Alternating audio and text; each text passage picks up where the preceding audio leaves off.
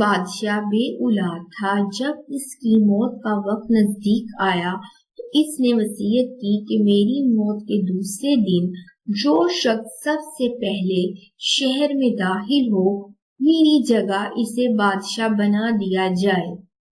خدا کی قدرت دیکھیے کہ دوسرے دن جو شخص سب سے پہلے شہر میں داخل ہوا وہ ایک فقیر تھا جس کی ساری زندگی در در بھیک مانگتے اور اپنی گڈری میں پون پر پون لگانے میں گزری تھی۔ امیروں وزیروں نے بادشاہ کی وصیت کے مطابق اسے بادشاہ بنا دیا اور وہ تاج و تخت اور خزانوں کا مالک بن کر بہت شان سے زندگی گزارنے لگا۔ قاعدہ ہے کہ حاسد اور کم ظرف لوگ کسی کو آرام میں دیکھ کر انگاروں پر لوٹنے لگتے ہیں۔ اس فقیر کے ساتھ بھی یہی ہوا جو اب بادشاہ بن گیا تھا۔ اس کے دربار کے کچھ امراء نے آس پاس کے حکمرانوں سے ساز باز کر کے ملک پر حملہ کروا دیا اور بہت سا علاقہ حملاوروں نے فتح کر لیا۔ اس حادثے کی وجہ سے فقیر بادشاہ بہت افسردہ رہنے لگا۔ انہی دنوں اس کا ایک ساتھی فقیر ادھر آ نکلا اور اپنے یار کو ایسی حالت میں دیکھ کر بہت خوش ہوا۔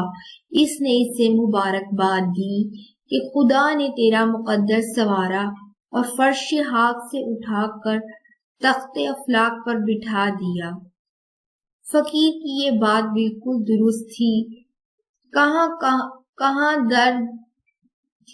کہاں در در کی بھیک مانگنا اور کہاں تخت سلطنت پر جلوہ افروز ہونا، لیکن اس شخص کو تو اب بادشاہ بن جانے کی خوشی سے زیادہ ملک کا کچھ حصہ چھین جانے کا غم تھا۔ غم بھری آواز میں بولا، ہاں دوست، تیری یہ بات تو غلط نہیں، لیکن تجھے کیا معلوم کہ میں کیسی فکروں میں گھرا ہوا ہوں۔